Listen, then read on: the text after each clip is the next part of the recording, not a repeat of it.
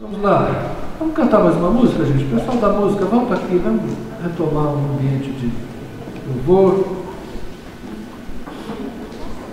Ó, eu vou cantar O Único que é Digno, mas não é porque é aquela música fácil, é porque tem a ver com a mensagem. Tá bem? O Único que é Digno é uma música muito interessante, muito bonita, que nasceu inclusive de uma experiência diferenciada do Benedito Bené, né? Eu esqueci o sobrenome dele agora. Bené Gomes, né? Ele teve um sonho durante a noite. Márcio Pereira contou pra gente que o Bené, antes de deitar, recebeu de Deus uma orientação: deixe papel e caneta do lado da cama. E ele dormiu, sonhou que um anjo colocava nas costas, e ele então via uma multidão vestida de branco cantando uma canção, e em línguas estranhas ele ouviu essa melodia. Quando ele acordou com a melodia na cabeça, ele de uma só vez escreveu a letra. É por isso que quando a gente canta essa canção, ela sempre funciona. Ela tem uma graça inerente. É dela, é da canção, não é de quem canta, é da canção. Porque é uma canção do céu, que foi mandada para a terra, por meio de um homem. Coisa boa, né? Mas ela nos interessa essa noite, esse Deus invisível, mas real. É dele que nós queremos falar nessa noite. Amém? Vamos cantar com ele.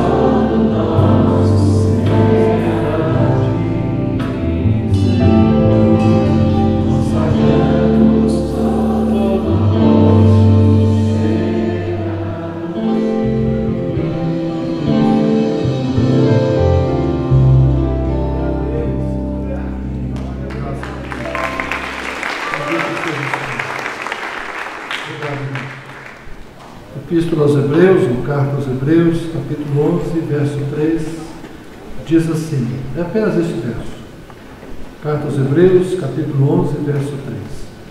Pela fé entendemos que o universo foi formado pela palavra de Deus, de modo que aquilo que se vê não foi feito do que é visível. Aquilo que se vê não foi feito do que é visível. O Senhor abençoe a sua palavra esta noite.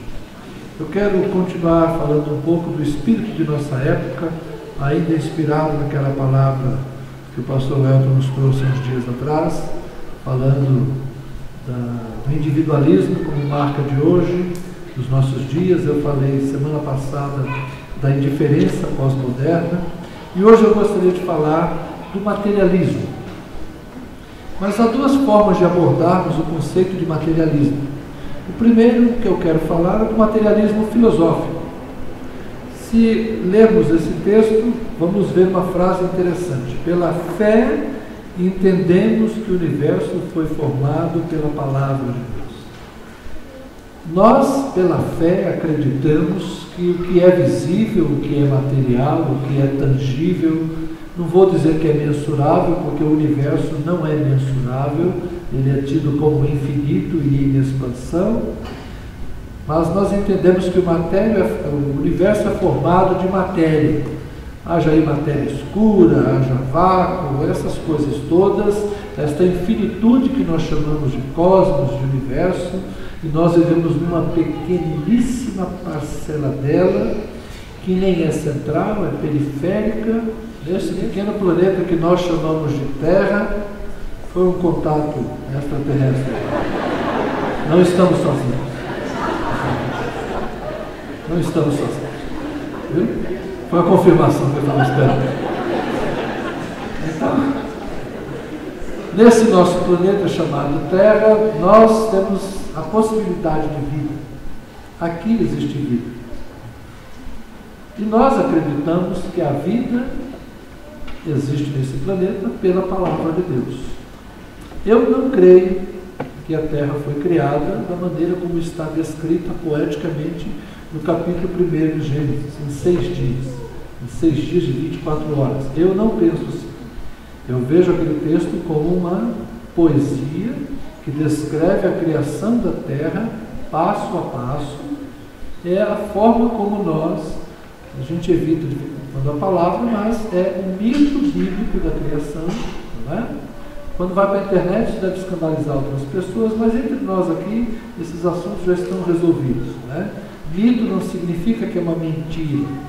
Mito significa que é uma narrativa que não pretende ser exata, não pretende ser precisa, não pretende ser científica, mas ela conta de uma maneira compreensível algo que é incompreensível.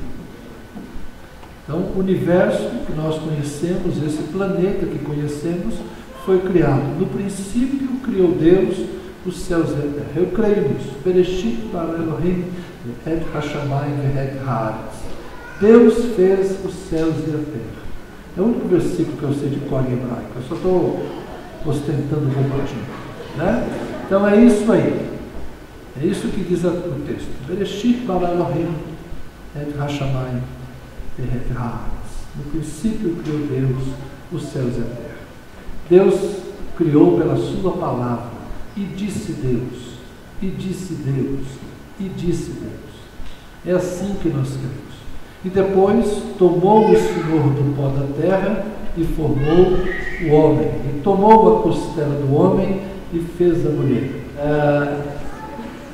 Eu não vou tão fundo nessa discussão, mas nós cremos que este mundo que nós vivemos, essa biosfera que habitamos, e a nossa existência é produto da mão poderosa de Deus, da vontade criativa de Deus. Mas o autor de Hebreus está correto. Pela fé entendemos. Essa é a nossa convicção. Nem todo mundo pensa como nós. No passado, os antigos filósofos, os gregos, os egípcios, todos eles tinham as suas percepções religiosas. Eles acreditavam em deuses que criaram as coisas. Todas as religiões tinham uma forma de ver o mundo. E no passado a gente dizia que os conceitos eram idealistas. Havia um mundo espiritual primeiro que deu origem ao mundo material. Então, as coisas espirituais são verdadeiras e são reais, e as coisas materiais são apenas temporais. Esse era o pensamento dos antigos filósofos, quando se via que o mundo espiritual, o mundo das ideias, o mundo intangível, era a parte mais importante da existência, e a matéria era a parte menos importante da existência. Mas quando chega o século XVIII, XIX, século XX, as coisas mudam muito, e hoje nós temos uma filosofia chamada materialismo. O que existe é só a matéria. Espírito não existe, Deus não existe, céu não existe, inferno não existe. O que existe é a matéria. A matéria começou quando começou, e é isso aí que existe.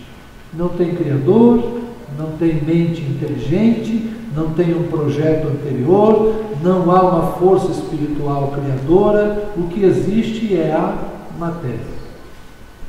Então, o materialismo filosófico ensina isso. O que existe é matéria. E o ser humano? O ser humano é matéria viva. E depois que morre o ser humano, o que acontece com o ser humano? Ele vira matéria morta. E aí? E depois? Nada. Nasceu, viveu, morreu, acabou. A concepção materialista é essa. Meu pai, quando eu era menino, eu ouvi uma vez meu pai dizer: para mim, morreu, acabou. Depois minha mãe se tornou evangélica, crente, meu pai às vezes na igreja. É possível que ele tenha desenvolvido algum conceito de espiritualidade. Mas meu pai, na sua ignorância, tendo estudado apenas até o 2º ano primário, depois tendo que trabalhar para ajudá-lo a sustentar os 6 irmãos mais novos que ele, a irmã mais velha. Meu pai não teve estudo, meu pai não teve religião, e meu pai pensava que o mundo era plano, que a terra era chata, era como um prato, e que morreu, acabou. Essa era a cosmovisão do meu pai. Não porque ele era muito culto, muito preparado, um cientista cético.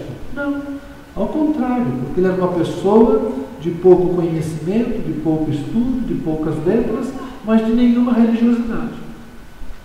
Então o materialismo tanto é possível para o cientista culto, Marcelo Gleiser, por exemplo, que vai aparecer na internet, dando palestras sobre física e astronomia e coisas desse gênero. Você pode ter diversos cientistas que, se você procurar, você vai encontrar muita gente falando disso. O ateísmo científico, não é? O materialismo científico. Tem gente que chega a essa conclusão por muito estudar. E tem gente que chega a essa conclusão por nada saber. Estão entendendo o que eu quero dizer? É uma concepção de mundo, que não é a nossa.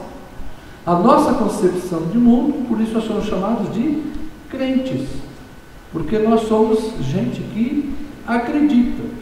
Pela fé, entendemos que o universo foi formado pela palavra de Deus. Por que eu estou falando isso aqui? Porque os nossos jovens são universitários. E na universidade eles vão conviver com esse tipo de dificuldade. E quando vocês forem para a universidade, vocês vão ter professores ateus que vão debochar da fé de vocês. E eles vão dizer que vocês são supersticiosos, vocês são gente ignorante que está sendo enganada por padres e pastores e religiosos, que na verdade nada disso tem fundamento científico. Vocês vão ser bombardeados por pensamentos assim. Ou talvez vocês vão conviver com pessoas que vão dizer que pode até existir uma energia criadora, mas não um Deus pessoal. Ainda mais um Deus pessoal que se manifesta por um homem, Jesus Cristo. Muita gente vai duvidar da nossa fé. O cristianismo, irmãos, é um sistema de crenças muito bem elaborado, muito bem estruturado, mas ele não é inquestionável. Ele é para quem crê. Nós cremos que Jesus é o Filho de Deus. Nós cremos no Deus triuno. Nós cremos no Deus Criador dos céus e da terra. Mas isso não quer dizer que todo mundo tem que crer. O que para nós é tão óbvio, o que para nós é tão natural, o que para nós é tão fácil de crer e entender, para outras pessoas não é. Porque a fé vem por ouvir e ouvir a palavra de Deus.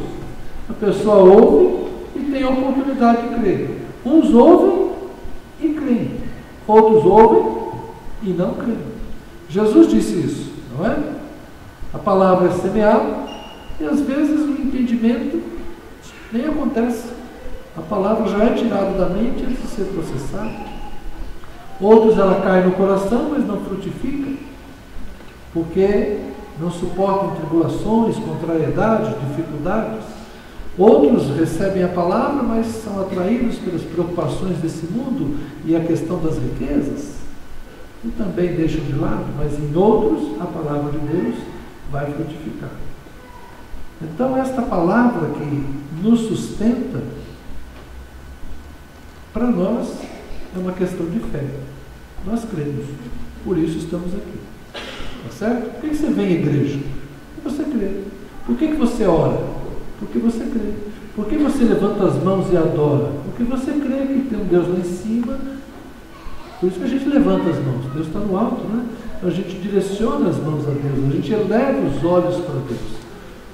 Eleva os olhos para os montes. De onde me virá o socorro? Dos ídolos que estão lá no alto dos montes? Não.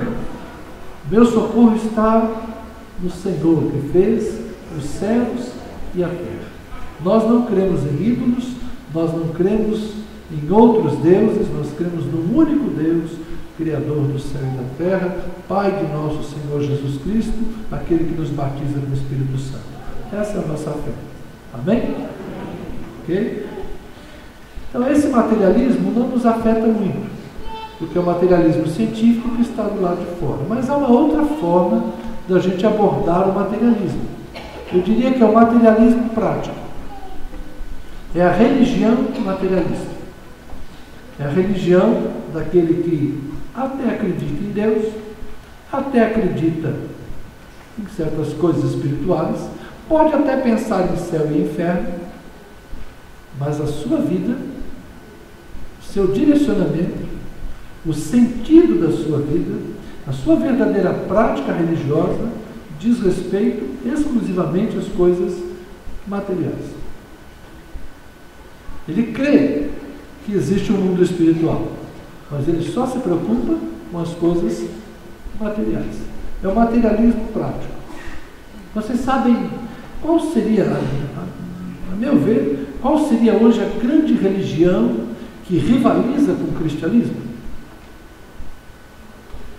Qual vocês acham que hoje, no nosso ocidente aqui, é a religião que rivaliza com o cristianismo? Qual é a grande ameaça ao cristianismo no ocidente?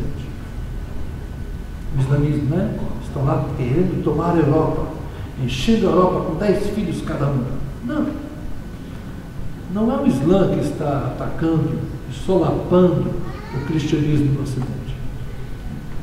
É o materialismo, é o secularismo, é o pensamento apenas nas coisas deste mundo. Eu diria que até mesmo o nosso modelo econômico capitalista, que nos instiga muito mais a nos esforçarmos para ter do que para ser. Essa já é uma discussão bastante feita. E eu quero ler com vocês no livro do Eclesiastes, no capítulo 5, para rapidamente observarmos que não compensa a gente se deixar perder na fé simples pelo amor às riquezas. Aqueles que frequentam as casas lotéricas, convido vocês a repensarem a sua fé. Onde é que você está depositando a sua fé? Quando você vai numa casa lotérica e coloca lá R$5 que sejam, em quem você está depositando a sua fé? De quem virá o socorro? O meu socorro virá da Caixa Econômica Federal, do sorteio da Mega Sena acumulada, né? No livro do Eclesiastes, capítulo 5, verso 10. Quero falar um pouco sobre esse materialismo prático, então.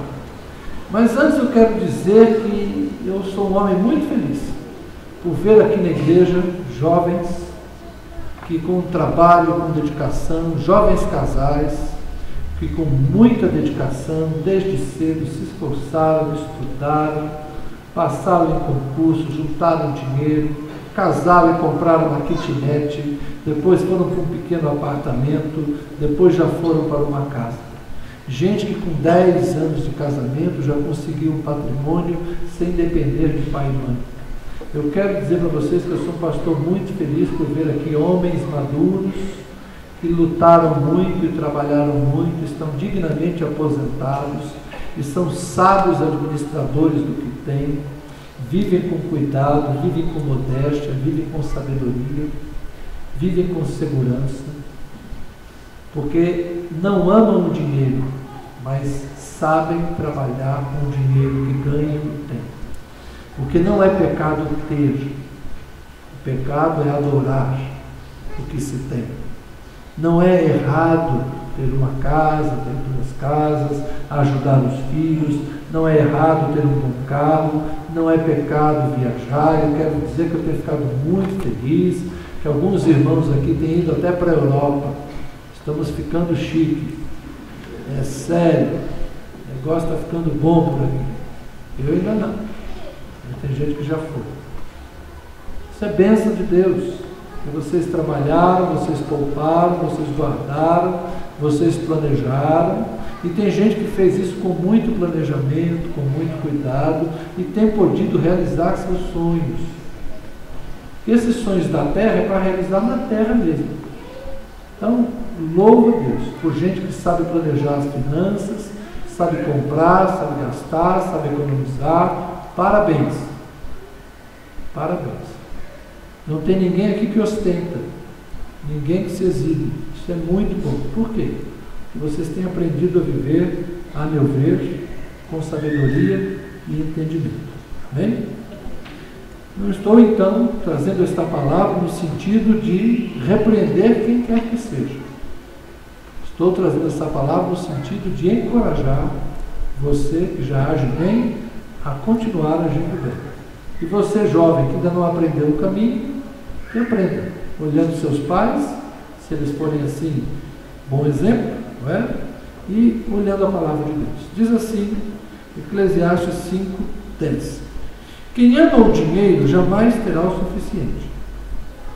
Quem ama as riquezas jamais ficará satisfeito com os seus rendimentos. Isso também não faz sentido. Quando aumentam os bens, também aumentam os que os consomem. E que benefício trazem os bens a quem os possui, se não dar um pouco de alegria aos seus olhos? Às vezes eu me lembro daquela figura do tio Patinhas. Os mais jovens aqui não sabem do que eu estou falando, mas é a figura do tio Patinhas nadando na sua caixa forte. Aqueles gibis da Disney, aquela imensa caixa forte, que tem alguém que sempre queria roubar a caixa forte. Quem que era? Oi? Tinha o McMoney, né, que era também o inimigo dele, que disputava quem era o mais rico, não é? Havia um monte de... Os irmãos Metralha que queriam roubar a caixa forte do tio Patinhas, e ele adorava mergulhar num imenso prédio com um cifrão do lado de fora. Depois os pais aqui mostram para os filhos no YouTube, deve ter em algum lugar isso aí, não é? Ele nadando em moedas de ouro. A alegria do tio Patinhas era ter a sua caixa forte cheia. E a tristeza do Pato Donald é que o tio dele era milionário e miserável, não é? Mal sabia o tio Patinhas do que vem depois aqui no texto. O sono do trabalhador é ameno. Quer coma pouco, quer coma muito. Depois de um dia do trabalho, a pessoa dorme, né? Mas a fartura de um homem rico não lhe dá tranquilidade para dormir. A gente pensa que o pobre dorme pior que o rico. Muitas vezes o rico fica angustiado. Eu não sei, nunca fui rico, né?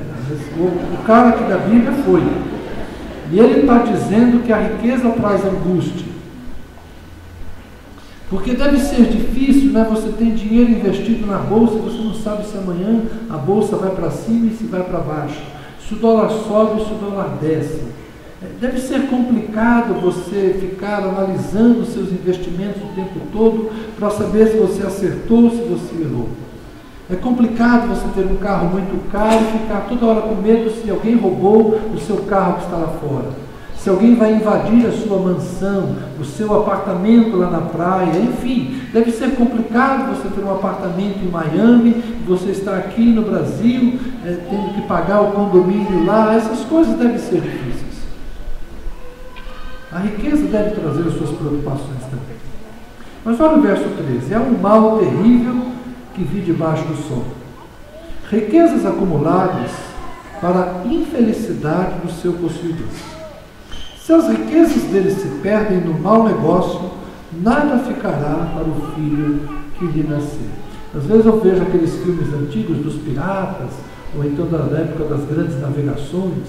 Já imaginou alguém colocar a sua riqueza num navio e numa tempestade o navio naufragar?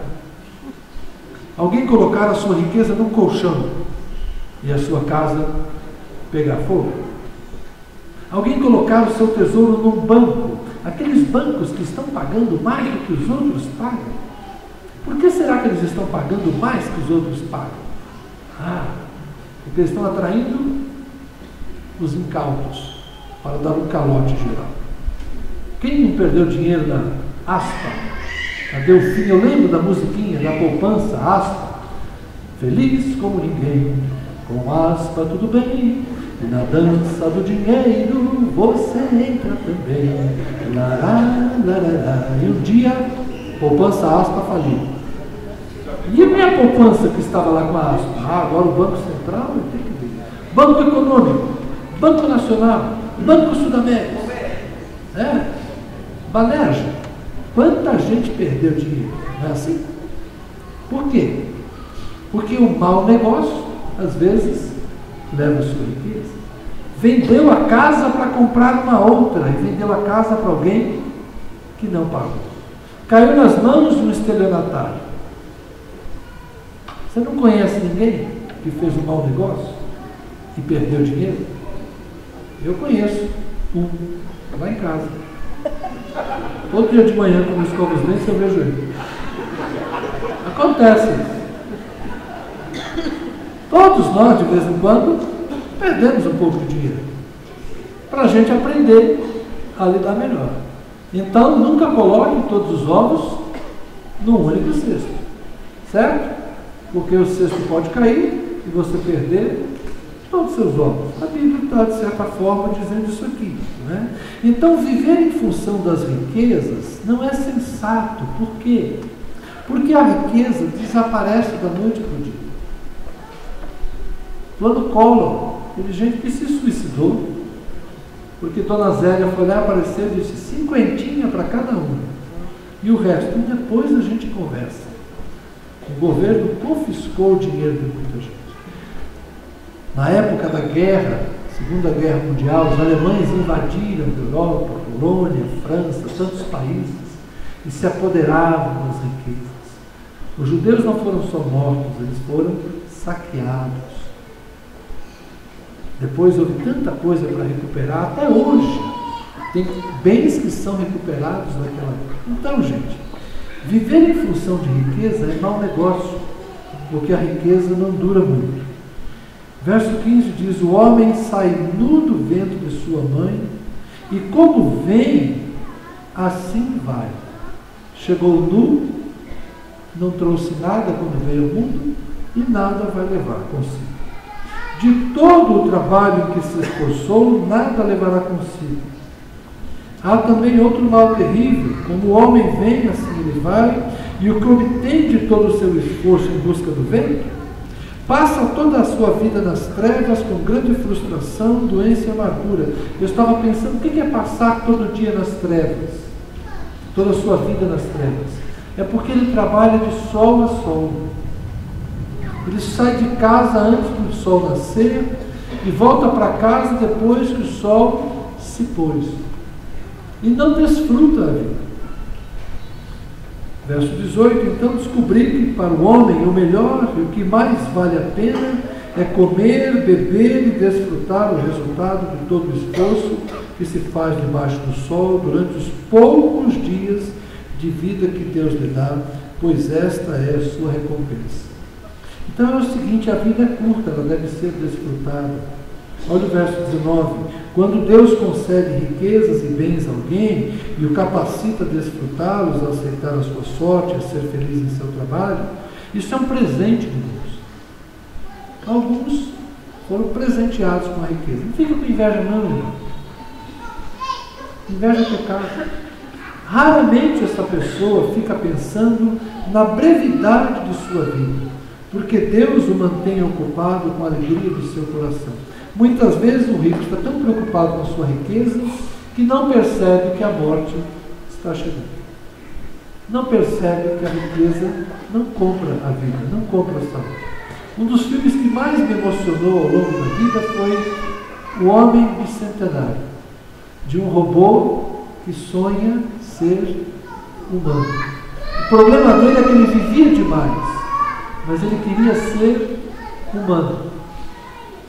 Mais recentemente tem em um dos filmes, eu não lembro o nome desse, mas um rico transfere a sua mente para o corpo de um jovem. Eu esqueci agora o nome desse filme. É uma ideia dele sobreviver, porque a consciência, a mente dele é transferida para o corpo de um outro jovem. O rico tentando continuar a viver. É lógico que isso não dá certo. A riqueza, por maior que seja, não compra a vida. Todos vão um dia morrer. Capítulo 6, verso 1. Vi ainda outro mal debaixo do sol, que pesa bastante sobre a humanidade. Deus dá riquezas, bens e honra ao homem, de modo que não lhe falte nada que os seus olhos desejam. Mas Deus não lhe permite desfrutar tais coisas, e outro as desfruta em seu lugar. Isso não faz sentido, é um mal terrível. Já ouviram aquela frase? Pai rico, filho nobre, neto pobre. Porque o pai ajunta e acumula e o filho desperdiça. É por isso, filho, que eu não estou juntando, para você não correr o risco de desperdiçar. Né? Eu recomendo a vocês, irmãos, aquilo que a Bíblia está dizendo. Não busca riqueza. Esse materialismo do mundo hoje, como se riqueza fosse sinônimo de felicidade, não se sustenta. Quando eu penso nas pessoas que morreram ricas e famosas, infelizes, os exemplos, por exemplo, eu estava vendo um filme, um documentário contando por que o Elvis Presley era tão infeliz. Ele era um homem rico, ele era um homem famoso, mas tinha tanta gente que dependia dele, que ele queria parar de fazer show, ele queria ficar um tempo à toa, mas ele não podia, porque tinha centenas de pessoas que dependiam dele. E hoje é uma suspeita séria que aquela última dose de medicamentos que ele tomou foi intencional. A viúva dele sugeriu que provavelmente ele resolveu tirar a própria vida porque não aguentava mais viver. Ele tinha riqueza, tinha fama, mas não tinha alegria, não tinha paz, não tinha felicidade. Queria parar para ficar à toa, não podia, porque tinha muita gente dependendo de quem? Dele. O texto disse isso aqui. Ele junta a riqueza, mas tem mais boca para alimentar. E aí? Então desfruta a vida com o que você tem. Seja feliz com o que você tem. O texto segue ainda e tem uma frase final muito, muito interessante. Né? Um homem pode ter 100 filhos e viver muitos anos, diz o verso 3. No entanto, se não desfrutar as coisas boas da vida, digo que uma criança que nasce morta e nem ao menos recebe um enterro digno tem melhor sorte que ele. Ela nasce em vão e parte em trevas, e nas trevas o seu nome fica escondido. Ou seja, uma criança que nunca viu o sol, um natimorto. Embora jamais tenha visto o sol ou conhecido qualquer coisa, ela tem mais descanso do que tal homem. Pois de que lhe vale viver 2000 anos sem desfrutar a sua prosperidade? Afinal, não vão todos para o mesmo lugar? A riqueza e a pobreza se igualam na morte. Todo o esforço do homem é feito para a sua boca, contudo, o seu apetite jamais se satisfaz. E esta é a frase que encerra essa parte da riqueza. Né? Todo o esforço do homem é feito para a sua boca, contudo o seu apetite jamais se satisfaz. A riqueza nunca satisfaz. Quem consegue 100 quer 200. Quem tem 200 quer 300. Quem consegue uma casa X quer uma casa X mais Y. Quem consegue um carro tal, daqui a pouco quer outro carro tal. Se você se deixar guiar pelas riquezas, você nunca vai ter paz. Então, aprenda a desfrutar aquilo que você tem. O materialismo prático tem a ver com isso. É uma religião. A quem você serve? Se você serve ao dinheiro, o dinheiro te escraviza e você trabalha só para ganhar dinheiro e nunca estará satisfeito. Porque o dinheiro é um Deus que exige adoração contínua. Agora, se você serve a Deus, você vai dar graças por aquilo que você tem e vai aprender a desfrutar aquilo que você tem. Desfrute sua família, desfrute sua casa, desfrute os bens que você conseguiu, desfrute sua aposentadoria, ela é merecida, você já trabalhou bastante. Desfrute sua saúde, desfrute os melhores anos da sua juventude e depois desfrute os anos da sua maturidade e até mesmo desfrute sua velhice. A vida é para ser desfrutada, a vida é para ser vivida. Não se deixe escravizar pelos sonhos materialistas. Hoje, infelizmente, nós nos tornamos máquinas de consumir. Quero finalizar dizendo que o marketing, a propaganda, é o jeito que o capitalismo inventou de fazer você comprar o que não precisa, com dinheiro que você nem tem, para impressionar pessoas que nem se importam com você. Não quer saber de uma coisa? Simplifica e desapega. Vai para o LX, diminui suas tralhas, minimalismo, a gente vive melhor. Amém? Vamos orar que as crianças chegaram. Vão entrar? Então tá. Eu sugiro que vocês salvem o teclado para as crianças vão entrar. Vamos curvar no fronte, vamos orar? Senhor, nós reconhecemos que há um só Deus dos céus. O nosso Deus, Criador dos céus e da terra. É a Ele que servimos, é a Ele que amamos, é a Ele que confessamos. Mas também reconhecemos que há um outro Deus pedindo adoração. Deus, nas Escrituras, é chamado de Mamon, que representa o amor às riquezas. E Jesus nos disse que não podemos servir a dois senhores, não podemos servir a Deus e às riquezas.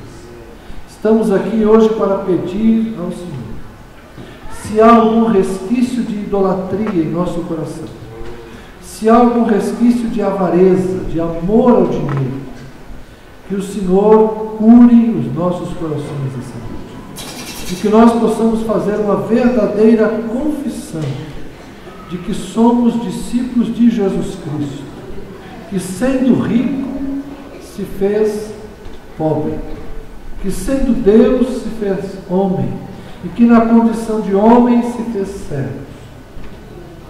Senhor, temos ouvido tantas pregações dizendo que temos que sonhar em sermos patrões, sonharmos em sermos empreendedores, em termos empresas, em termos bens, em prosperarmos, em enriquecermos. De onde vêm esses profetas, Senhor?